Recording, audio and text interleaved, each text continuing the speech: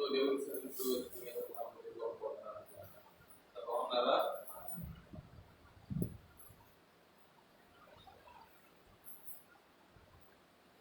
దేవుని సన్నిధిలో కొన్ని నిమిషాలు దేవుని యొక్క మాటలు మనం చెప్పుకుందాం.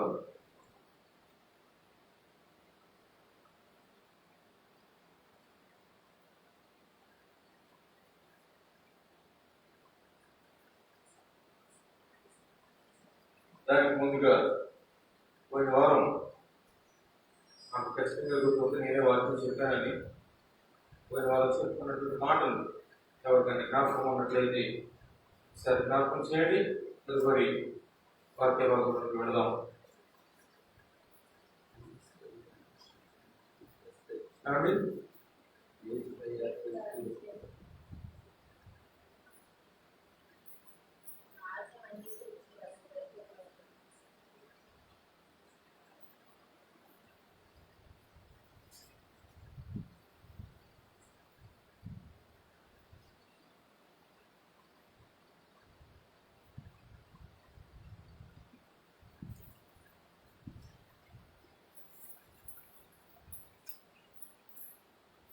దేవుని సన్నిధిలో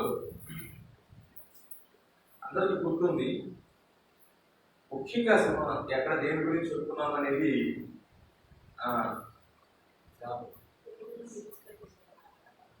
దేవుని విడిచిపెట్టిన తర్వాత ఆయన శిష్యులు ఏమీ చేయలేకపోయారు అనేటువంటి విషయాన్ని మనం మాట్లాడుకుంటూ వచ్చాం. దాంట్లోని శాపం వచ్చింది, దానిలోని సముద్రం వచ్చింది, దానిలోని పేతురు గారు ఉన్నారు, దానిలోనే యోహాను గారు ఉన్నారు. చాలా విషయాలు మనం మాట్లాడుకుంటూ వచ్చాం. అయితే ఈరోజు కొద్ది నిమిషాలు దేవుని సన్నిధిలో కొన్ని మాటలు మనం మాట్లాడుకుందాం. చూడండి, పిలుపులు రాసినటువంటి పత్రిక 3వ అధ్యాయము 14వ వచనం. పిలుపులు రాసినటువంటి పత్రిక 3వ అధ్యాయము 14వ వచనం. క్రీస్తు యేసునందు దేవుని ఉన్నతమైన పిలుపునకు కలుగు బహుమానమును పొందవలెనని గురి యొద్దకే పరిగెత్తుచున్నాను అన్నాడు.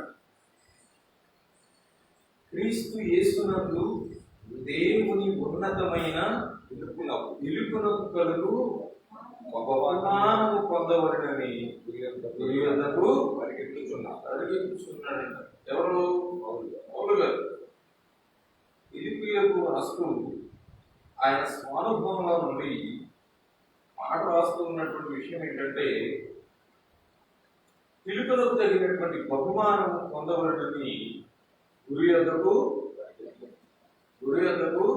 పరిగెడుచూ ఉన్నాడు. మరి మనము పరిగెడుచూ ఉన్నామా? పౌలు గారు పరిగెడుతూ ఉన్నాడు, పరుగులు తీసుకునే ఉన్నాడు. మనము కూడా పరుగులు తీసుకునే ఉన్నాం.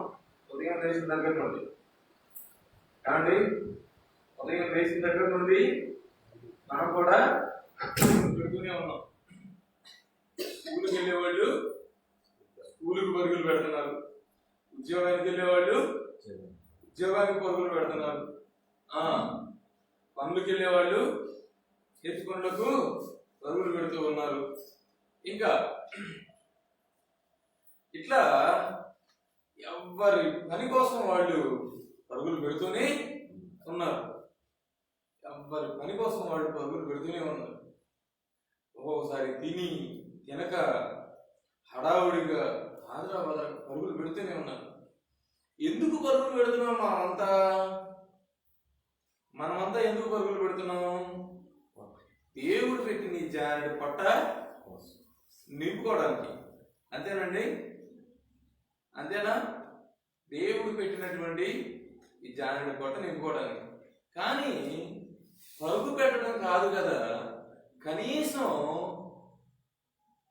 వేగిరపడుచు తొందరపడుచు నడిచి రాలేకపోతున్నాం. ఎక్కడికి? మందిరానికి. ఎక్కడికండి? మందిరానికి. కానీ పరుగులు పెడుతున్నాం. ఎక్కడికి పరుగులు పెడుతున్నాం? మన పనుల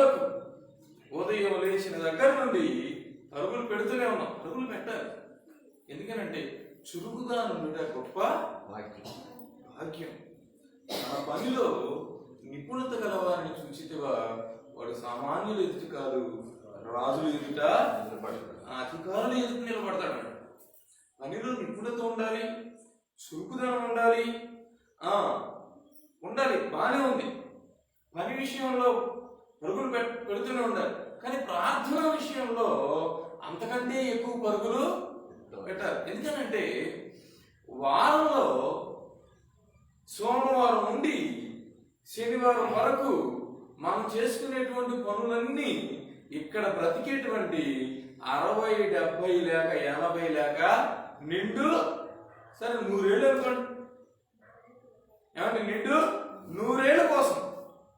కానీ ఒక్క ఆదివారం, ఒక శనివారం రాత్రి ఆదివారం మాత్రం నీవు పెట్టే పరుగు శాశ్వతమైన జీవితం కోసం, కొలమానం లేని జీవితం కోసం.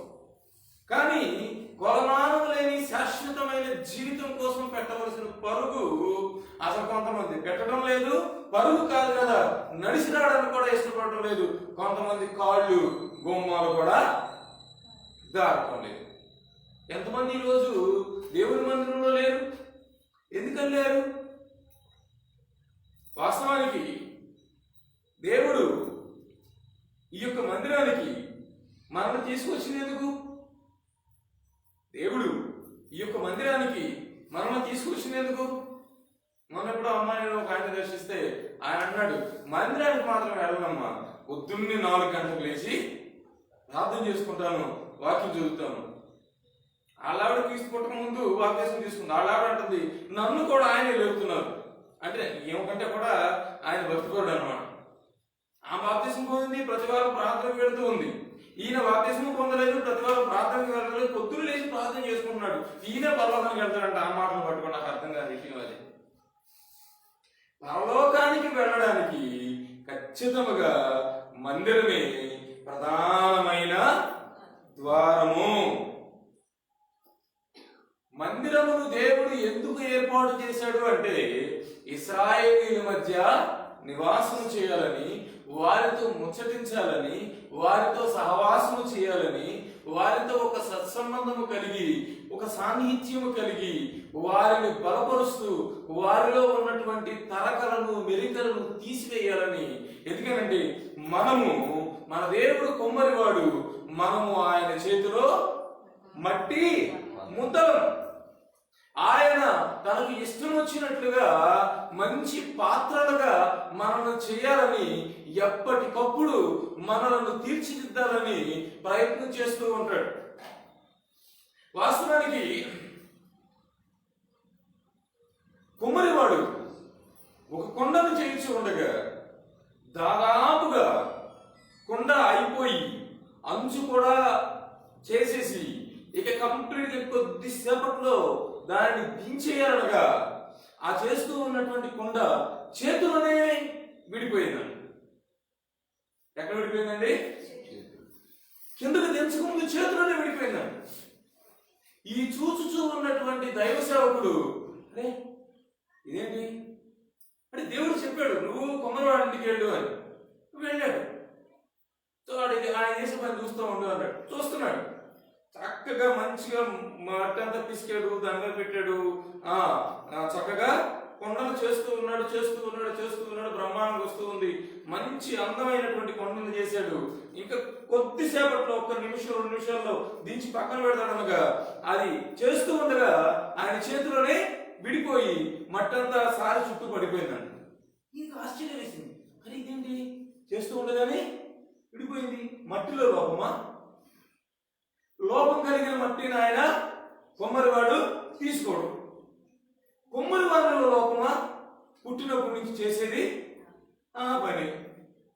పోనీ దేనిలో లోపం అని ఆయన అలా చూస్తూ ఉండగా మళ్ళీ ఆ కొమ్మరివాడు ఆ మట్టంతా పోగు చేసి పక్కన ఉన్నటువంటి ఆ పరదా మీద వేసి కాసిన నీళ్లు పోసి ఒక పక్క నుండి, ఏది స్త్రీలు కనుక చాటలో బియ్యం పోసుకొని కొంచెం ఏరుతూ ఉంటారు కదా, కొంచెం కొంచెం తీసుకుని వేలుతూ దానిలో ఉన్నటువంటి మట్టి గడ్డలను బీపి గింజలను తీసి కొంతమంది పక్కకు పడేస్తారు, కొంతమంది బయట ఎందుకు పడేయాలని నోట్లో పడేస్తూ ఉంటారు. మంచి టేస్ట్ అంట, మరి రేపు నాకు అర్థం కాదు వాళ్ళు, ఎందుకంటే ఆవిడ కూడా మట్టిలో నుంచి వచ్చింది, మట్టిలో నుంచి వచ్చిన వాళ్ళకి మట్టి టేస్ట్ అన్నమాట. ఈ మొత్తం మీద బియ్యంలో నుండి మాత్రం వాటిని ఏరేస్తూ ఉంటారు. అలాగే ఈ కుమ్మరి వాడు ఆ మట్టి అంతా పక్కకు నెట్టి, మెత్తగా పిసికి పక్కకు నెట్టి ఈ కొంచెం కొంచెం తీసి చూస్తూ ఉన్నాడంట, ఇది ఎందుకు విడిపోయింది అని. మట్టి అంతా కొంచెం కొంచెం తీసి పిసికి చూస్తున్నాడు. చూడగా చూడగా చూడగా చూడగా చిన్న ఆవగింజంత రాయి ఆయన చేతికి దొరికినాడు. ఎంత మట్టిలో ఎంత రాయండి, ఆవగింజంత రాయి ఆయన చేతికి దొరికిందండి. అప్పుడు ఆ రాయిని తీసి పక్కన పడేసి మళ్ళీ ఆ యొక్క మిగిలినటువంటి మట్టి మొత్తాన్ని కూడా పరిశీలన చేస్తే ఏమీ లేదు, ఆ చిన్న రాయి ఉంది. ఒళ్ళు 32 ఉంటాయి, చాలా గట్టిగా ఉంటాయి. మనిషి ఈ లోకాన్ని విడిచిపెట్టిన తర్వాత మనిషి శరీరం అంతా పాడైపోయినా పళ్ళు మాత్రం పడవు, అలాగే ఉంటాయి, అంత గట్టిగా ఉంటాయి పళ్ళు. కానీ ఇంత చిన్న రాయి అన్నం ముద్దలు తగలంగానే ప్రాణం లేచిపోదు, పళ్ళు పండిరిగిపోయిందా అనిపించింది. అంటే రాయి చిన్నదే కానీ జరిగేటువంటి నష్టం మాత్రం చాలా ఎక్కువ అనమాట. అలాగే ఆ కుమ్మరి వాడు ఆ యొక్క మట్టిని తీసి మరలా దాని మొత్తాన్ని దానిలో ఉన్నటువంటి రాయిని తీసి పక్కన పడేసి మళ్ళీ ఆ యొక్క మట్టిని సారి మీద పెట్టి ఒక అందమైన కొండను చేశాడు. అలాగే మన ఆధ్యాత్మిక జీవితంలో పరలోకంలో మనము అందమైనటువంటి పాత్రలుగా, దేవునికి నచ్చేటువంటి దేవుని బిడ్డలుగా, దేవుని పిల్లలుగా మనం ఉండాలి అంటే దానికి ఒకే ఒక మార్గము, దేవుని మందిరం. శనివారం రాత్రి ఆదివారం పగలు మనం పెట్టవలసినటువంటి ఏంటండి పరుగు, మనం పెట్టవలసినటువంటి పరుగు. ఇంకో 10 నిమిషాల్లో ప్రార్థన అయిపోతా ఉంటుంది, ఇంకో 10 నిమిషాల్లో ప్రార్థన అయిపోతుంది. అప్పుడు వెళ్తారు బైబిల్ సంకలం పెట్టుకుని మెల్లిగా షర్ట్లు అన్ని సరి చేసుకుంటారు అండి, అన్ని సరి చేసు. ఎందుకు వెళ్తున్నారు ఏమండి, ఎందుకు వెళ్తున్నారు? దేవుని సన్నిధికి ఎలా వెళ్ళాలి? త్వరపడుచు వేగిర పడుచు వెళ్ళాలి. ఎందుకనంటే ఖచ్చితంగా దేవుని సన్నిధిలో పెట్టేటువంటి ఆహారము మాత్రం ఖచ్చితంగా చేదు కూరలతోనే ఉంటుంది. ఖచ్చితంగా దేవుని సన్నిధిలో చెప్పే వాక్యము ఖచ్చితంగా తగిలొచ్చిన ప్రతి ఒక్కరికి. ఎందుకంటే దేవుడు మందిరానికి పిలిచేది, మందిరాన్ని ఏర్పాటు చేసింది, మందిరానికి రమ్మని చెప్పింది ఈ కొండగా తయారవడానికి మధ్యలో మిగిలిపోయినటువంటి రాళ్లను ఏరివేయడానికి. ఆ రాయి అలాగే ఉంటే ఇది కొండగా రాదు. ఈ కొండగా రాదు కనుక చేసేటప్పుడు చేతికి తగిలినటువంటి రాయిని తీసివేయడానికి దేవుడు సారె మీదకు తీసుకుని వస్తూ ఉంటాడు.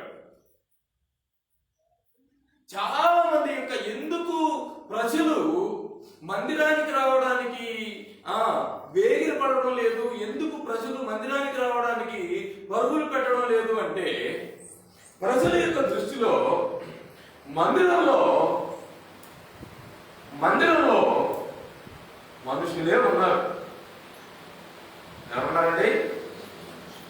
మందిరంలో మనుషులే ఉన్నారు. వస్తారు, విశ్వాసమైన వాళ్ళు పాటలు పాడతారు, పాటలు వచ్చిన వాళ్ళు. పాస్టర్ గారు అమ్మో కొడుకు, పాస్టర్ గారు కాసేపు వాక్యం చెప్తారు, ప్రార్థన చేస్తారు, మనం వెళ్ళిపోతాం. ఎందుకంటే అక్కడ ఏముంటుంది ఏమండి? ఎందుకంటే అక్కడ ఏముంటుంది? వాస్తవానికి అదేనా వాస్తవం? వాస్తవానికి మందిరంలోకి వచ్చి నీవు చేసేటువంటి ప్రతి పని, మందిరంలోకి వచ్చి నీవు పాట పాడినా, వాక్యం చదివినా, ఆరాధన చేసినా, ఏదైనా వాద్యం వాయించినా, చాపలు వేసినా, ఊడ్చినా, ఆఖరికి నిద్రపోయినా, కునుపాట్లు పడినా, నువ్వు మందిరంలోకి వచ్చి ఏమి చేసినా అది నీవు పరలోకానికి వెళ్ళడానికి పెట్టే పరుగులో భాగమే. నీవు పరలోకానికి వెళ్ళడానికి పెట్టే పరుగులో భాగమే. ఎందుకంటే ప్రజలు దేవుని మందిరానికి వచ్చి దేవుని రాజ్యమును చూడలేకపోతున్నారు. మనం ఈ మధ్య రాజకీయ నాయకులు, ముఖ్యమంత్రులుగా చేసినటువంటి వాళ్ళు, పెద్ద పెద్ద రాజకీయ నాయకులు, కాస్త ఆస్తిపరులు, ఆస్తి కలిగినటువంటి వారు చనిపోయినప్పుడు, వారు స్వర్గస్థులైనప్పుడు వారి ఆస్తి వివరాలు చెప్తూ ఉంటారు. బాత్రూంలో కమోడ్ని బంగారంతో కట్టుకున్నారంట. కమోడ్ అంటే వెస్టర్న్ టాయిలెట్ అనమాట. కింద కూర్చోలేక స్కూల్లో కూర్చుంటారు కదా, అది బంగారంతో చేయించుకున్నారంట. బంగారం చెప్పులు 7 జతలు. ఒక ఆయన బంగారంతో చొక్కా నేయించుకున్నాడంట. బంగారంతో దారులు అది చొక్కా నేయించుకున్నాడంట. ఏంటి? దేంతో? బంగారం. నేను నేతవాళ్ళు నేస్తూ ఉండగా, పట్టు చీర నేస్తూ ఉండగా చూశాను. అప్పుడే అది 2000 సంవత్సరం 99వ సంవత్సరంలో 3.5 లక్షల రూపాయలు చీరంట. బంగారం యొక్క దారం తీసుకుని వచ్చి, దారం చేపించుకుని వచ్చి వాళ్ళకి ఇస్తే వాళ్ళు చేస్తారంట. పక్క నుండి గోల్డ్ కలర్ వస్తువు, ఏంటండి గోల్డ్ కలర్ ఉందంటే గోల్డ్ ఏనండి అంటాడు. గోల్డా? అవునండి, అది గోల్డ్ ఏనండి అంటాడు. ఇదేంటి బంగారం అంటే? మరి పట్టుచారంటే అంటే ఆ గోల్డ్ మామిడి కిందలు వస్తాయి అంశం మీద. ఆ పవిడి చెంగు నేస్తూ ఉన్నాడు. అది గోల్డ్. అట్లా బంగారంతో బట్టలు నేయించుకునే వాళ్ళు, చొక్కాలు నేయించుకునేటువంటి వాళ్ళు, బంగారంతో పరుపు, బంగారంతో మంచం. మనకు చాలా గొప్పవాళ్ళు కదా. మనమేమో చిన్న పొడలు చేయించుకోవడానికి పడి కోట్లు పడాల్సి వస్తుంది. ఒక చిన్న వస్తువు చేయించుకోవడానికి కోట్లు పడాల్సి వస్తుంది. పరిస్థితులు ఎట్లా ఉన్నాయంటే చేయించుకోవడం ఏమో కానీ ఉన్నాయి మొత్తం పాఠాలు నేర్చుకోండి బ్యాంకుల్లో లెక్క. కాబట్టి మన పరిస్థితి ఏమో ఎట్లా ఉంది. చాలా మంది పరిస్థితి ఏమో బంగారంతో అన్ని చేయించుకుంటూ ఉన్నారు. మొన్న ఎప్పుడు ఎవరో ఒక వీడియో పెట్టాడు, బంగారంతో బండి. ఏంటది? బండి మోటార్ సైకిల్ అండి, బంగారంతో. ఇంకోటి బంగారంతో కాలు. ఏంటది? కాలు. ఇవన్నీ బంగారంతో. నాకు అర్థం కాదు. బంగారంతో బండి, కారు, ఇంట్లో పరుపు, మంచము, బాత్రూంలో కబోర్డు, 4 జతలు చెప్పులు, చొక్కాయో, 4 చీరలు, బంగారంతో ఇటువంటి చిన్న చిన్న వస్తువులు, బంగారంతో కుర్చీలు, సోఫా, ఇటువంటి చేసుకుంటే ఒకటి బాబు ఎంత గొప్పవాడు అనుకుంటున్నామే. నీవు మందిరానికి పరుగులో వచ్చి ఏ దేవుని మాటలైతే వింటున్నావో ఆ దేవుని యొక్క ఐశ్వర్యం ఏంటో తెలుసా? ఆ దేవుడు బాత్రూమ్ని, లేకపోతే మంచాన్ని, పరుపుల్ని, కమోడుని, చెప్పుల్ని, చొక్కాలు కాదు. ఆ దేవుడు తన రాజ్యమును బంగారంతో నిర్మించాడు. బంగారంతో వీధులను నిర్మించాడు.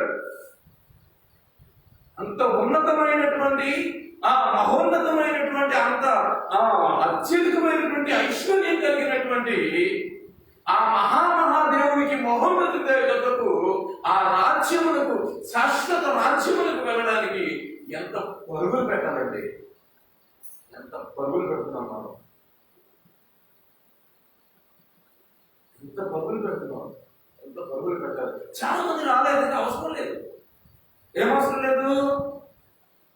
మనుషుల పరిస్థితులు దేవుని సన్నిధి కోసమే కాదండి, బయట కూడా ఎలా ఉంటాయి అంటే,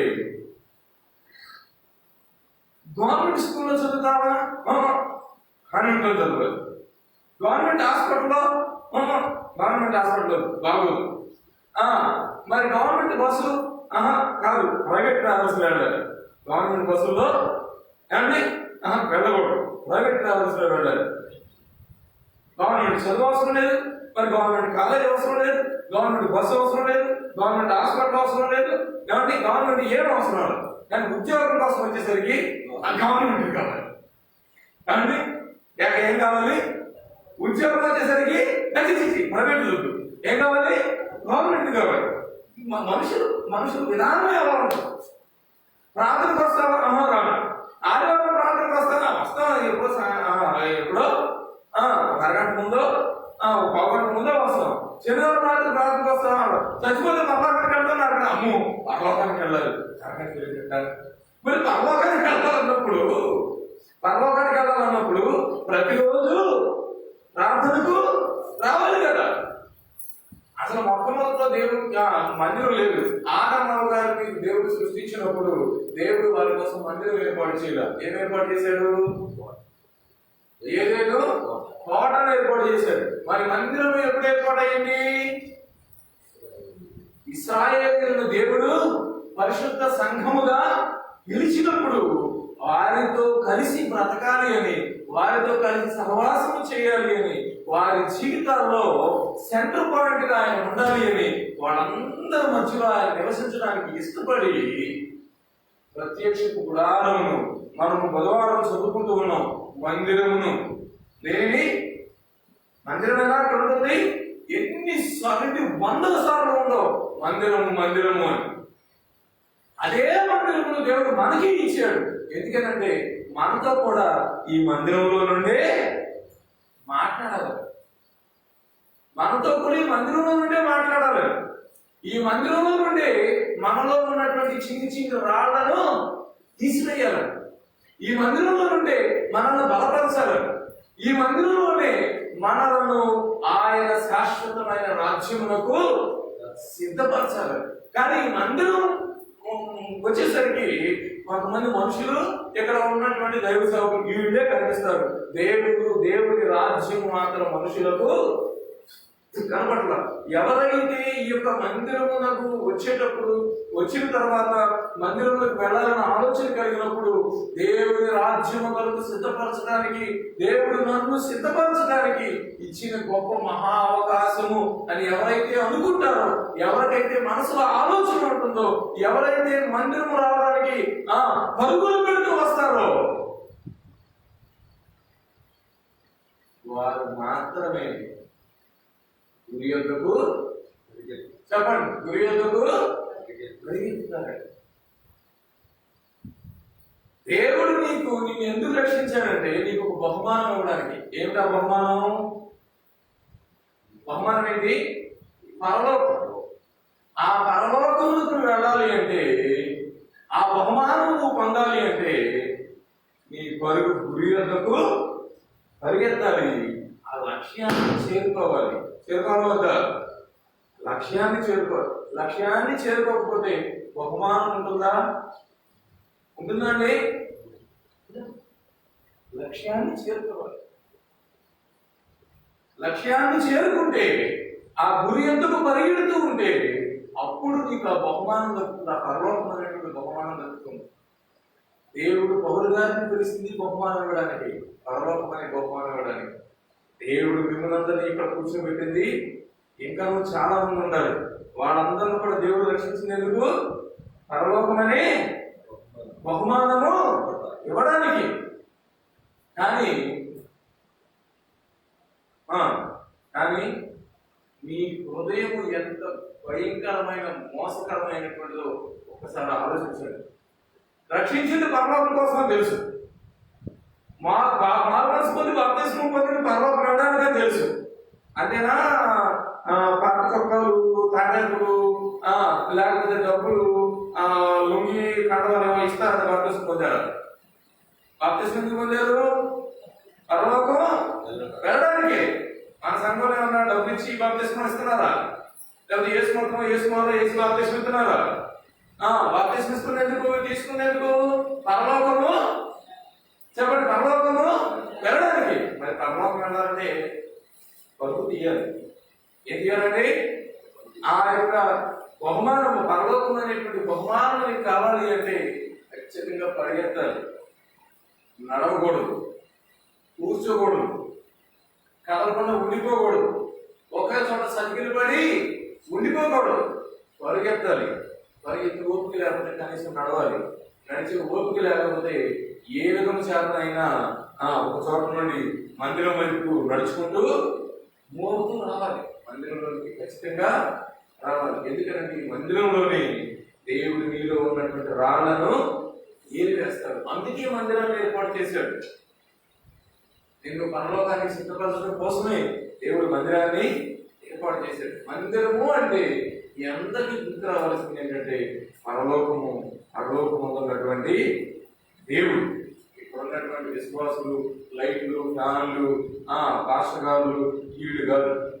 మందిరము అంటే గుర్తు రావాల్సింది దేవుని రాజ్యము.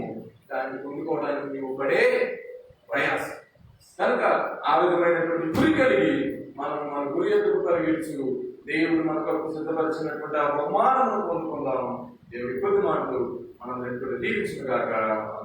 ఆమె సమయాన్ని తల్లిగారుగా తీసుకోండి.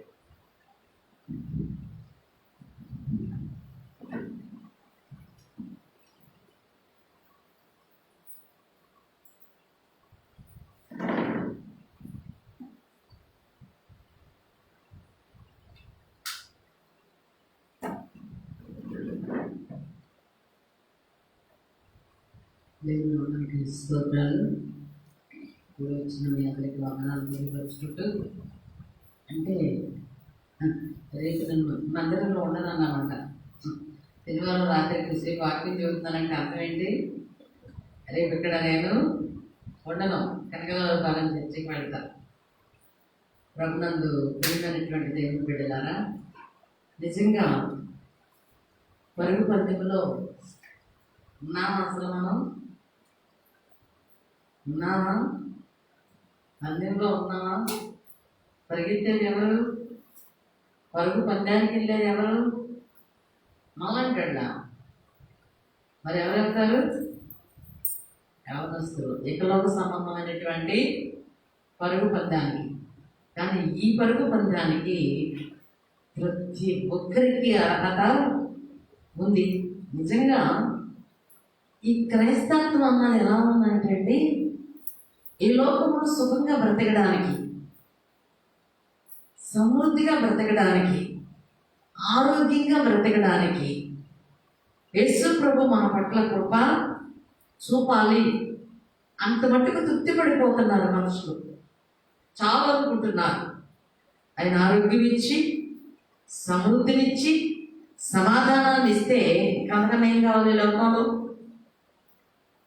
సమృద్ధి అంటే తినడానికి సమృద్ధి, ఆరోగ్యం అంటే తిన్నది అలాగించుకోవాలి, కష్టపడి పని చేసుకోవాలి. మరి సమాధానం అది చాలా ప్రాముఖ్యమైనది. ఇవి ఉంటే చాలు. వీటి కోసం దేవుడి దగ్గరికి వెళదాం అనుకుంటున్నారు. నిజంగా అండి, వీటి కోసం అయితే ఇన్ని కఠినమైన పత్యాలు చేయాల్సిన పని లేదు. ఇంటూ కూడా చెవిటి వాళ్ళలాగా, చూస్తూ కూడా బుద్ధివాళ్ళలాగా బ్రతకాల్సిన అవసరత లేదు.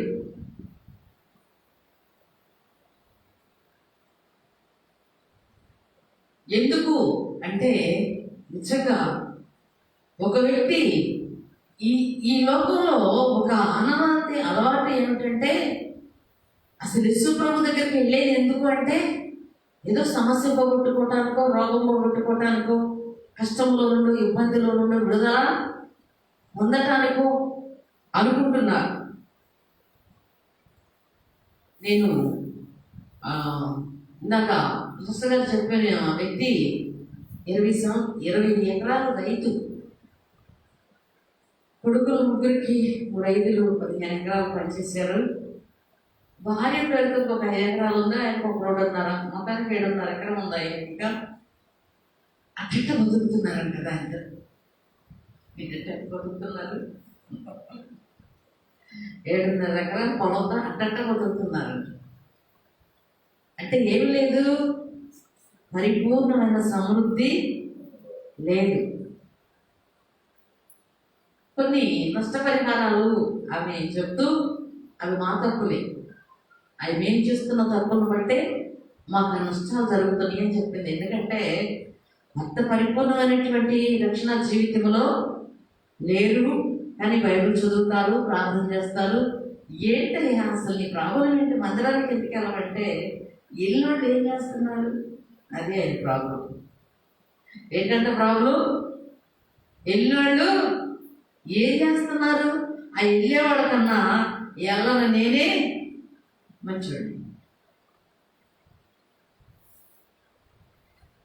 కొంతసేపు ఆయన మాట్లాడిన తర్వాత, చాలాసేపు మేము మాట్లాడిన తర్వాత పాస్టర్ గారు అన్నారు, లేదండి యేసు ప్రభులో తప్పు ఉంటే మందిరానికి వెళ్ళబాకండి మీరు, కాబట్టి ఆయనలో తప్పు లేదు, ఆయనలో తప్పు లేకపోతే మీరు మందిరానికి వెళ్ళండి, ఖచ్చితంగా మందిరాలు ఆయన తీసుకెళ్ళినప్పుడు వెళ్తానండి అన్నాడు. అప్పుడు దాకా ఆగబాకండి, అది మీరు తట్టుకోలేరు అన్నాడు. ఆయన తీసుకెళ్తే ఈ వయసులో మీరు తట్టుకోలేరండి, ఆయన తీసుకెళ్ళి నాకు వద్దండి, మీ అందరికి మీరే వెళ్ళండి దయచేసి అన్నాడు. మరి భయం కలిగిందో, బాధ కలిగిందో, ఏం కలిగిందో తెలియదు. అవునా? ఆయన తీసుకెళ్ళాలంటే ఎక్కడ తీసుకెళ్తాడు? అది నూనె మాడ మీద కొంచెం చల్లగా నూనె ఎత్తి నా కొడుక రాని సంకేసుకుంటాడా? ఎలా తీసుకెళ్తాడు? ఆయన తీసుకెళ్ళాలంటే ఆయన తీసుకెళ్తే వెళ్తాడంట, ఆయన తీసుకెళ్ళినాక ఆగుతాడంట. సింపుల్గా చెప్పాడు చక్కగా. మరి పాపం కానీ సింపుల్గానే తీసుకున్నాడు ఆయన కూడా.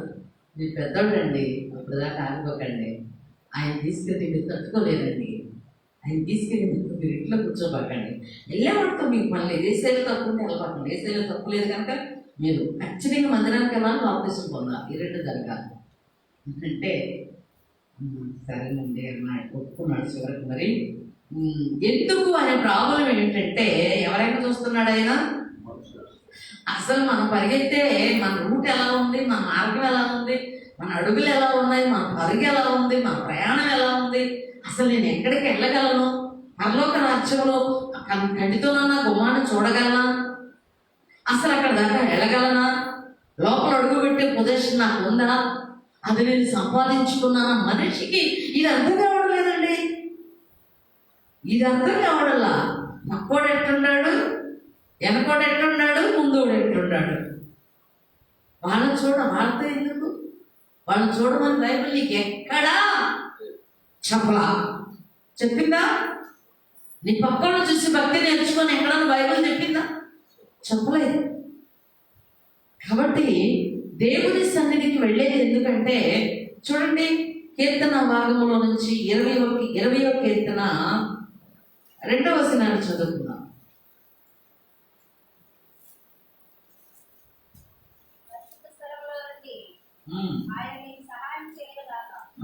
చాలు. ఎక్కడి నుండి సహాయం చేస్తాడు అమ్మా? ఎక్కడుంది పరిశుద్ధ స్థలం? నీ ఇల్లా, నీ ఇంటిలో ఒక గజ, అది ప్రార్థన కదండి, అందులోకి ఎవ్వరు వెళ్ళరు. నిజమే, ప్రార్థన గదులు ఉంటాయి, దాంట్లోకి ఎవ్వరిని వెళ్ళనివ్వరు, తలుపులేసే ఉంటాయి. ఇప్పుడు దాకా మేము చెప్పినటువంటి ఆ సహోదరి మేము వెళ్ళేటప్పటికి ప్రార్థనలో ఉంది. ఆయనే అడవిడి పడిపోతున్నారు, పాస్టర్ గారు వచ్చారా అని 2 సార్లు పిలిచి 3సారి వచ్చి ఆమె పలకడం పాపం. ఆమె ఈ టైంలో ప్రార్థనలో ఉంటుందండి, 3 నుంచి 4 వరకు. అంటే ఇప్పుడు ఎన్నిసార్లు 2 సార్లు పిలిచారు, ఎందుకు పిలిచారు మీరు కూర్చుంటాం అప్పుడు దాకా. ఆమె కూడా వాకండి, ఖచ్చితంగా ప్రార్థన ముగించిన వాడిని అమ్మ. ఇంకొక నెల అమ్మ దగ్గర కూర్చున్నారు ఆయన, మన మందిర సభ్యులు కాదు వాడు. కనుక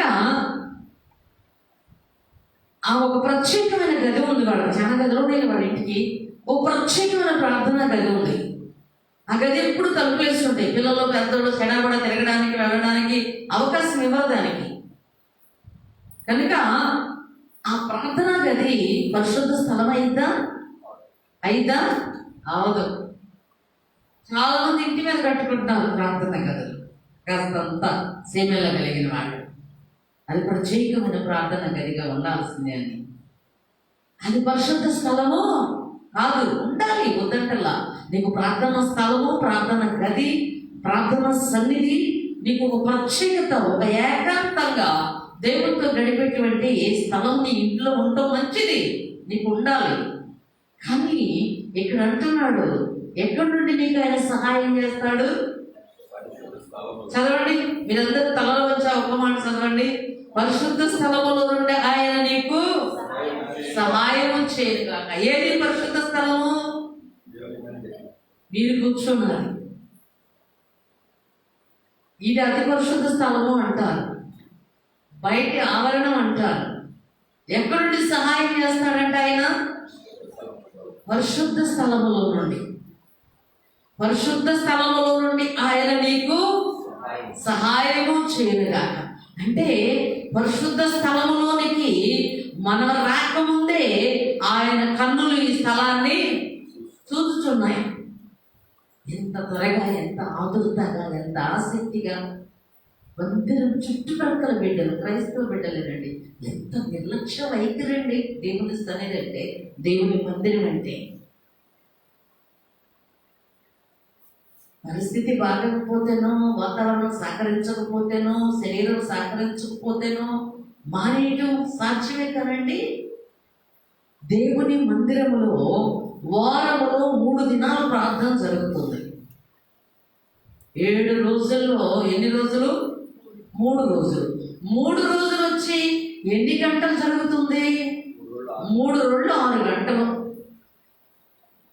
ఖచ్చితంగా టయానికి వచ్చి 10ంటికి వచ్చి 1 గంట దాకా ఎవరు వంటల్లా. సరే, 3 రోజులు 6 గంటలు ప్రార్థన జరుగుతుంటే మరి దేవుడు మనకి ఒక దినానికే 24 గంటలు ఇచ్చాడే. 7 రోజుల మీద 6 గంటలు ఆయన ఇంట్లో కూర్చోవడానికి మనం ఇష్టపడకపోతే మరి మన పట్ల కార్యం ఎలా చేస్తాడండి ఆయన? ఆయన చెప్పింది పరిపూర్ణంగా మనం వినము, కానీ మనం చెప్పింది మాత్రం ఆయన ఖచ్చితంగా వినాలి. అది సంగతి. అది మన రూల్. మన రూల్ ఏంటంటే మనం చెప్పింది ఆయన వినాలి, మనకు సహాయం చేయాలి. ఆయన చెప్పింది మనము చెయ్యి తప్పు. ఆయన చెప్పింది మనం చేసినప్పుడు ఆయన అంటున్నాడు, నువ్వు అడగక ముందే నీకేం కావాలని నాకు తెలుసు. నువ్వు అడగక ముందే నీ అక్కరలు, నీ అవసరతలు అన్నిటిని నేను ఎరుగుతున్నాను. దేవునికి స్తోత్రం. హల్లెలూయా. దేవుని బిడ్డలమైనటువంటి మనం దేవుని సన్నిధిలో మోకరించిన, మందిరానికి వచ్చిన ప్రభుని అడగాలని అడుగుతాం, తప్పులేదు. కానీ ఆయన చిత్తానుసారంగా బ్రతకడానికి నన్ను బలపరుచునైనా నాకు ఆ బ్రతుకు నీవు అలాంటి నీ చిత్తాన్ని నెరవేర్చగలిగినటువంటి ఆలోచన, అలాంటి ధోరణి నీ కృపలో నాకు ఇవ్వయ్యా అని ప్రార్థించాలి. మనకి పెళ్లి కబురు లేదండి. సాతాను చేసే కార్యం చూడండి, మనకి పెళ్లి కబురు లేదు. కానీ వాడు పెద్ద ఫ్రిడ్జ్ ఎత్తుకొచ్చి మన ఇంటికి ఎత్తుకొచ్చేసి మన కరెంటుకి పెట్టేసుకుని అలా ఐస్ క్రీములన్నీ కూలింగ్ కావాలి కదా, మరి ఆ పెళ్ళైన దాకా ఉండాలి కదా, ఇవన్నీ భోజనాలు అయిన దాకా చేసుకుని గేటు ఏసీ తీసి ఊడగొట్టేసి దాన్ని. అసలే అద్భుతవాదిగా ఉంది.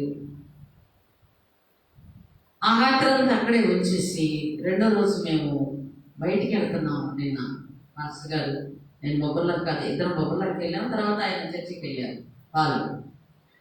ఆ టైంలో తీసుకెళ్ళమంటే ఆటో వచ్చింది, ఆటో వచ్చి నన్ను తీసుకెళ్తాం అన్నారు.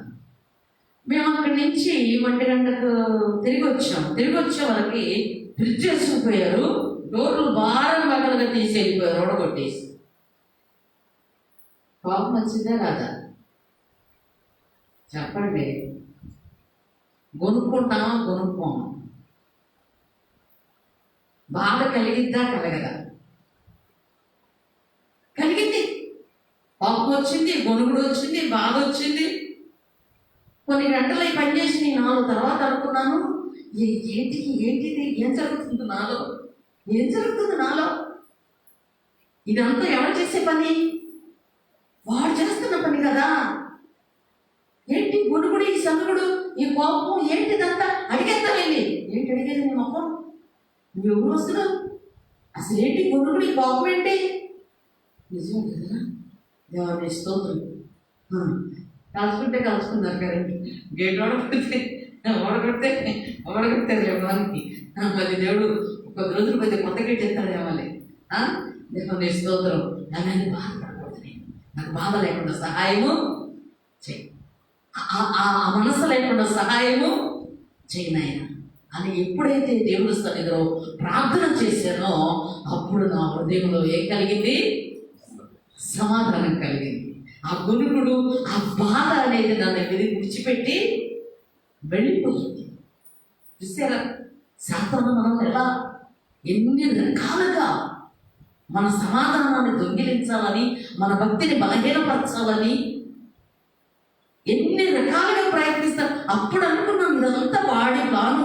ఎన్ని ఇళ్ళు లేవండి వాళ్ళ ఇల్లు, వాళ్ళ చుట్టాలు ఇల్లు, ఎన్ని మన ఇల్లే ఎందుకు వాడంటాడు, మన ఇల్లే అవసరం ఏంటంటే వాడంటాడు. మన ఇంటికి అయితే గుంపులు గుంపులు రావు, ఆ ఐస్ క్రీమ్లు కదలకుండా ఉంటాయి, మనం ఎప్పుడు అసలు వండుకోం. జనం కూడా గుంపులుగా కట్టకట్టుకుని రావు, చక్కగా కనపడుతుంది రోడ్డు మీదకి, అందుకు పెట్టుకొని అందించుంటాడు. కానీ ఎందుకన్నా పెట్టుకొని వాడు కొంచెం నన్ను గలిబిలి చేయటానికి వాడేసిన ప్లాన్ అది.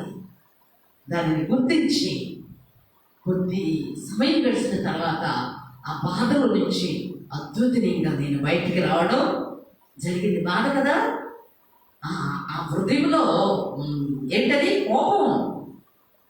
పైపెచ్చు అంతేమన్నా అమ్మ బాగున్నా అని పలకరించేవాళ్ళ కాదు, మన కబురు చెప్పేవాళ్ళ కాదు, మన అవసరం గిట్టిద్దా గిట్టదు. మరి అట్టంటాడు మన ఏం కావాలి, మన ఏమి వాడుకోవాలా? ఈ ఆలోచన వచ్చిందా? ఈ ప్లాన్ అంతా ఎవడేస్తాడు? వాడు. ఎందుకు? మనల్ని పురుగ చేయటానికి, బాధ పెట్టడానికి, మన భక్తిని బలహీనపరచడానికి. ప్రభునందు ప్రియమైనటువంటి దేవుని బిడ్డలారా, కనుక దేవునికి సన్నిధానంలో ఉన్న మనము, దేవుని బిడ్డలమైనటువంటి మనము ఈ లోక సంబంధమైనటువంటి తాత్కాలికమైన ప్రతి అవసరతను తీరుస్తాడు దేవుడు. తాత్కాలికమైన ప్రతి కాపుదల ఉంటుంది. ఖచ్చితంగా మనం మొరపెట్టినప్పుడు దేవుడు మనకి జవాబు ఇస్తాడు. కానీ మన పరుగులో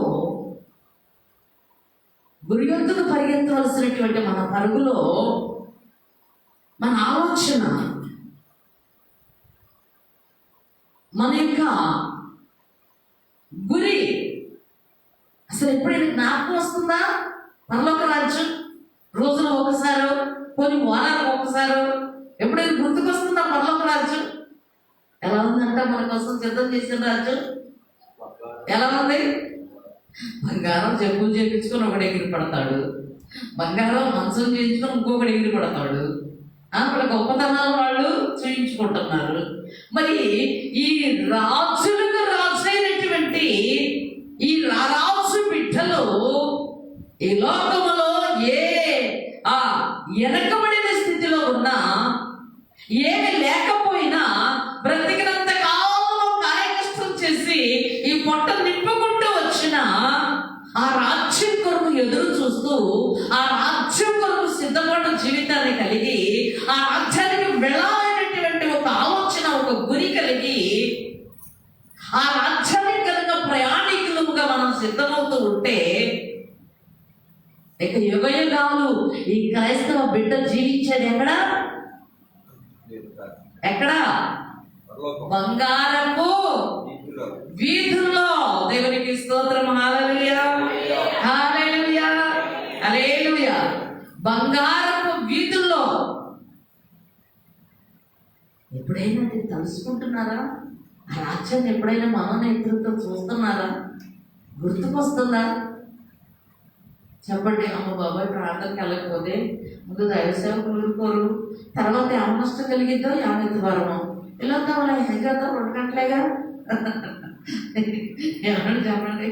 వర్షం వచ్చినా అనుకుంటారు, వర్షం అంతా ఊరుకుంటారండి, ఖచ్చితంగా అడుగుతారు. వర్షం అయితే నీ అవసరాన్ని కూర్చోవడానికి అలవాటు అడుగుతారు. పోలికలు ఎన్ని పోలికలు చెబుతారో ఇక్కడ దశ అంతా అది. ఎన్ని చేదు మాటలు బైబిల్లో నుంచి, ఎన్ని చేదు మాటలు బోధించాలి దైవ సేవకులు. ప్రాణం దిగబట్టుకుని ఎన్ని చేదు వాక్యాల బయటకు తీసుకొని రావాలి తప్పదు. మరి నిజంగా ఎందుకు అంటే, ఎందుకు ఇందాక యవనస్తుడు ప్రార్థన చేస్తున్నాడు ఏమని? అయ్యా మా తప్పుల్ని చూపించునైనా వాటిని మేము దిద్దుకోవాలి ప్రభువా. ఎందుకు? బులోకంలో తప్పులు చూపించే వాళ్ళు ఇంకెక్కడన్నా ఉంటారా? ఈ మందిరంలోనేనా?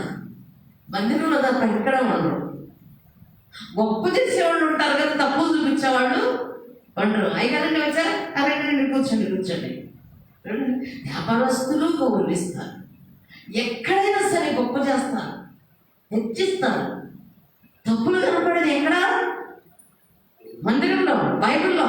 ఈ అర్థాన్ని తెలిస్తే, ఈ అర్థంలో మన పైన ఉన్నటువంటి, మన ముఖాన్ని ఉన్నటువంటి, అంటే ఆధ్యాత్మికమైనటువంటి ఆ ఆలోచనలో మన హృదయానికి ఉన్నటువంటి ఆ మచ్చలు, ఆ మరకలు అవన్నీ కనిపిస్తూ ఉంటాయి.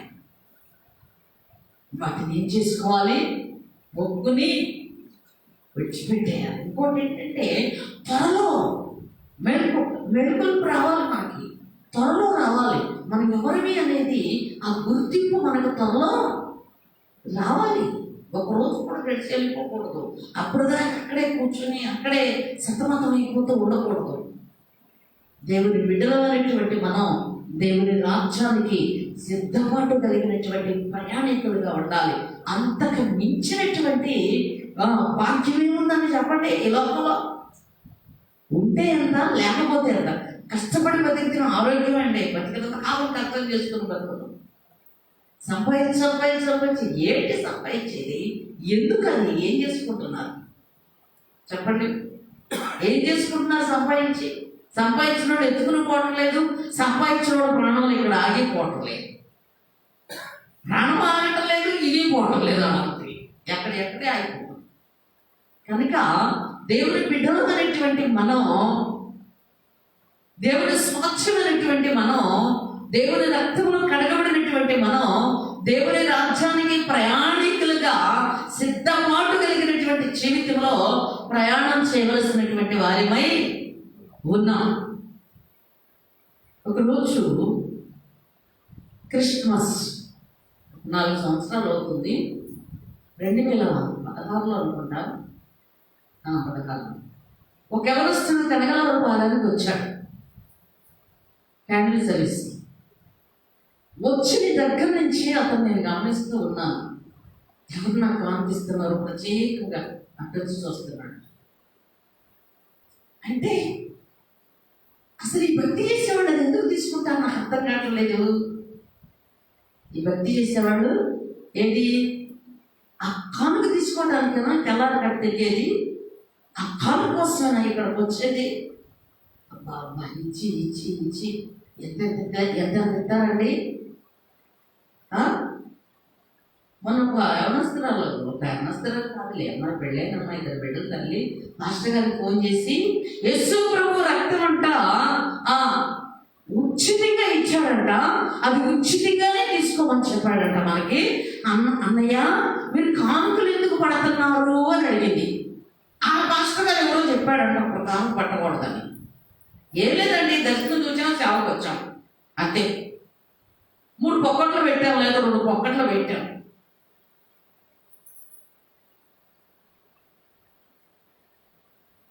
దేవుడు కోపం వచ్చి, దేవుడు కొడితే ఈ లోకాన్ని విడిచిపెట్టి వెళ్ళిపోయినటువంటి మధ్యలో ఎన్నో బాధ్యతల మట్టికెళ్ళి వెళ్ళిపోయినటువంటి ఒక వ్యక్తిని గురించి అంటాడు, నాకు అసహ్యంగా ఉంది, నాకన్నా ముందు వెళ్ళిపోయాడు ఆయన.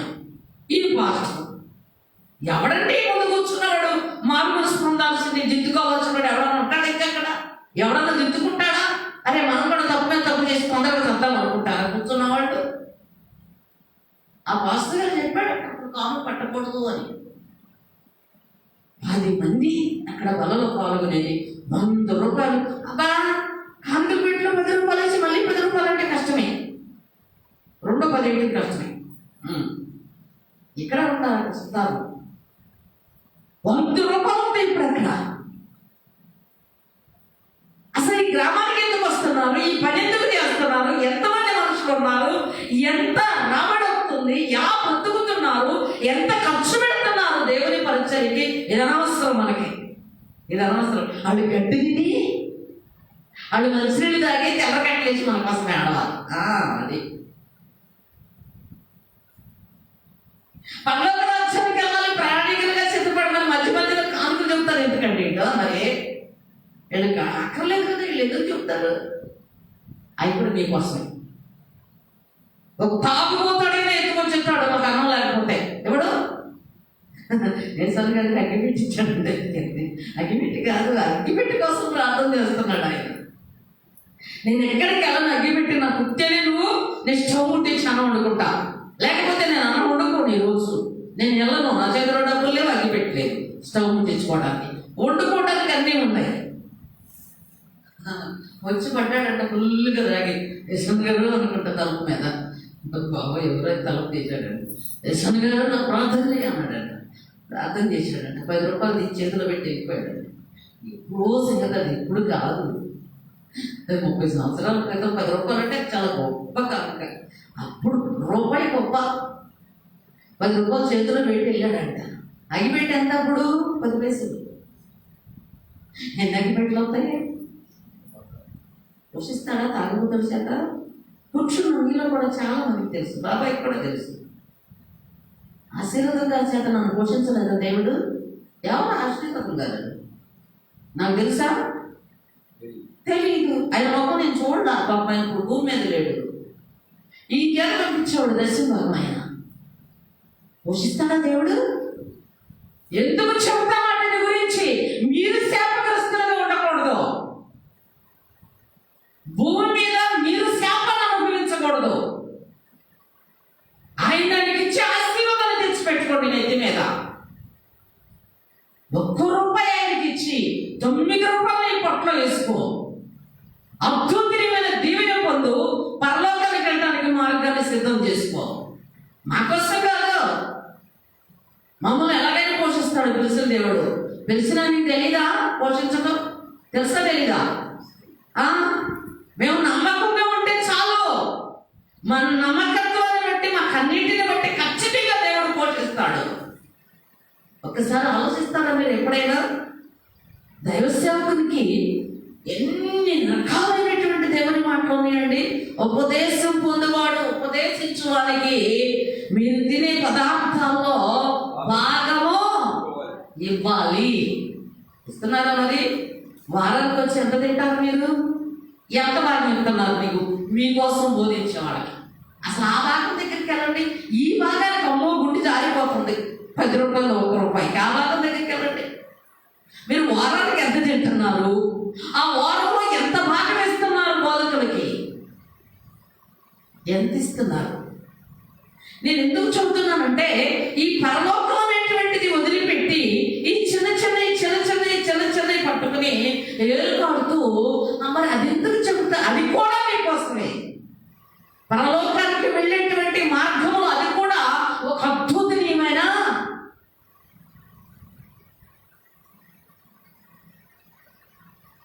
నీ ధనం ఎక్కడుండునో నీ ప్రాణం అక్కడ. పరలోక రాజ్యము కొరకు నువ్వు ధనాన్ని సమకూర్చుకో. అంటే నిజంగా నాకు ఆశ్చర్యం అనిపించింది.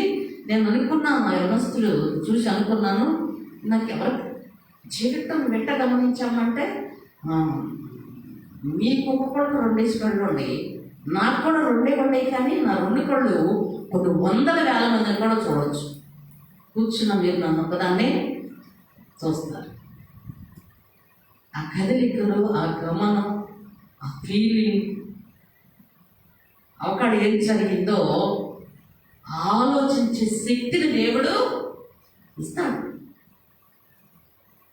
అంటే ఆయన ప్రార్థన రావాలి. ఎందుకని? వీళ్ళు డబ్బు సంపాదించుకునేవాడు. ఏం సంపాదించుకునేవాడు? డబ్బు సంపాదించుకుంటే ఇది ఒక మార్గం. ఏమండి మార్గమా ఇది? చెప్పండి, ఇది మార్గమా? మొన్న తెలవచ్చుమని 5 అవర్స్ ముందు నాకు ఫోన్ వచ్చింది. వచ్చి తాళం తీసి గేటు తీస్తే పుట్టాడు లోపల తీసుకుని వచ్చారు. కిడ్స్ వచ్చేసి తీసుకుపోయి కాళ్ళు చేతులు తీసుకుపోయి పళ్ళు తీసుకేసుకుని పిల్లాడు నీలిగిపోయాడు. అలాంటి వాడిని పాపం తీసుకుని వచ్చారు. నా దగ్గరకు వచ్చిన తర్వాత లోపలికి తీసుకొచ్చారు. ప్రార్థన చేశాను. దేవుని అద్భుతని మన కృప. ఒక 15-20 నిమిషాలకు వాడు మన స్వాధీనంలోకి వచ్చాడు. పుట్టాడు తీసుకెళ్ళిపోయారు. 2వ రోజు నా బిడ్డ అంటుంది, హాస్పిటల్కి వెళ్తే 8,000 అయిపోయాను. ఆ టైంలో నీకు డాక్టర్ ఎక్కడ వస్తాడమ్మా అన్న. రాడమ్మా. ఇక్కడి నుంచి అక్కడికి వెళ్ళేటప్పుడు టైం ఎంత పట్టింది నీకు? ఎక్కడి నుంచి రేపలు వెళ్ళాలంటే సంబంధించి సర్దుకుని ఆటోకి ఫోన్ చేస్తూ పరిగెత్తేటప్పుడు ఒక గంట అయినా పట్టిద్దా? అప్పుడు డాక్టర్ గారు పరిగెత్తుకుని వస్తాడు, మనం పరిగెత్తుకుంటూ వెళ్ళేవాడు.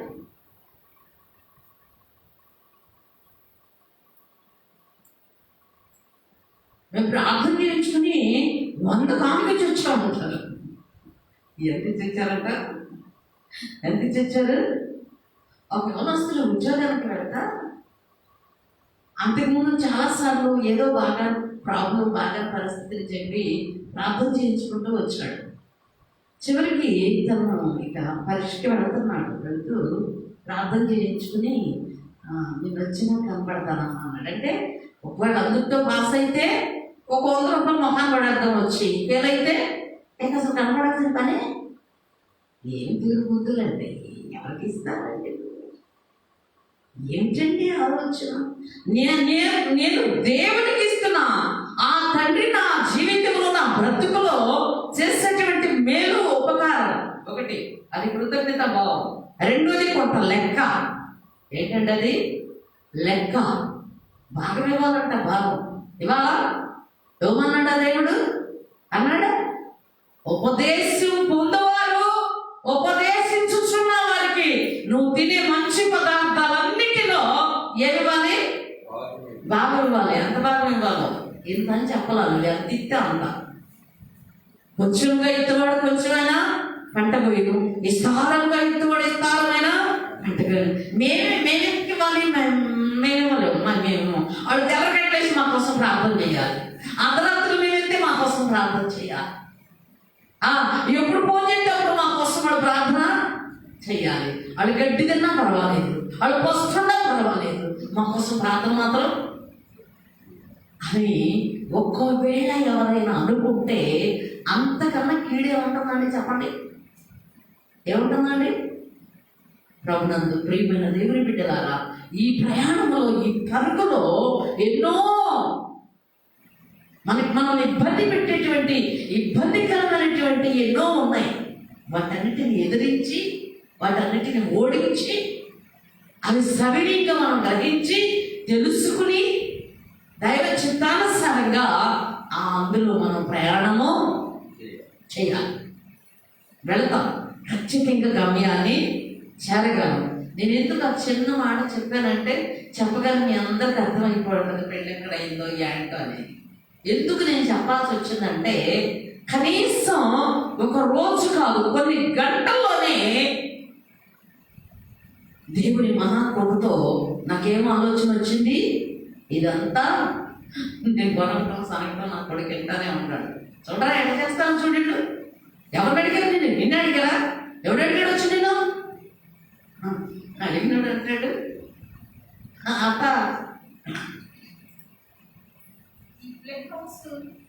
నువ్వే కదా పెట్టింది తెచ్చి, నీకే తెలుసురా, నువ్వేగా పెట్టి. నేను పెట్టలా, నేను అడగల అసలు. నాన్న కాదని వాళ్ళు వచ్చి అడిగారు. వాళ్ళు అడిగారు. మరి వాళ్ళే పెట్టుకుంటారు. అయితే వాళ్ళనేమో నాకు తెలియదు, మరి మాదే వాళ్ళతో నాకు తెలియదు. ఏమన్నా మంద కదమ్మా వాళ్ళదే అన్నాడు. వాళ్ళదండి మన కదా. వెళ్ళాక ఎవరైంది నిన్ను అడిగింది? అడిగాడు. ఆడే నన్ను అడిగింది, ఇంకెవడు అడిగాడు? వచ్చినట్టు అడిగింది. మరి నేను అడగలేదంటే నువ్వు తిడతానే ఉన్నాను, భయంగా ఉన్నాను. కొద్ది టైంలో దేవుడు అద్భుతమైన జ్ఞానోదయాన్ని. ఎంత పాపమా అంటే పాపమే. మన ఆరోగ్యం నష్టం, మన ఆనందం నష్టం. నష్టమా కాదా? గొడవటం సనగటం నష్టం కాదు. ఇశ్రాయేలు సరి కొనిగిక అది సాతాను చూస్తున్న, సాతాను తెచ్చిపెట్టినటువంటి ఒక భారమైనటువంటి, అంటే సులువుగా చిక్కులు పెడతాడంట వాడు. ఎలా పెడతాడండి? సులువుగా పెట్టేస్తాడు. ఆ చిక్కుల నుంచి బయటకు రావాలంటే మన బలుపు ఎలగాలి. మన ప్రయాణంలో ఉన్నాం. ఎక్కడికి వెళ్ళే ప్రయాణంలో ఉన్నాం? ఏ ప్రయాణంలో ఉన్నాం? లోక ప్రయాణంలో ఉన్నాం కాబట్టి ఈ చిక్కులన్నీ వదిలించుకుంటూ ఈ చిక్కుముళ్ళు, ఈ ఆవేశాలు, ఈ తొందరపాటులు, ఈ హృదయంలో ఉన్న బాధలు, అసూయలు కట్టగట్టి మూటగట్టి మూర్ఖాలలో పడేసి ప్రశాంతంగా దేవుని ఆరాధిస్తూ, ప్రశాంతంగా దేవుని స్తుతిస్తూ, శుద్ధమైనటువంటి మనసుతో, సిద్ధపాటు కలిగిన జీవితంతో ఎక్కడెక్క ప్రయాణికులుగా పరుగు పందెంలో ఉందా, పరిగెత్తుదా పరలోక రాజ్యానికి. ఆయన ఎప్పుడు వస్తాడో తెలీదు. ఒకవేళ కనుక ఆయన తొందరగా వచ్చాడు అనుకో, నీ కూతురు పెళ్ళి ఎవరు చేస్తారు?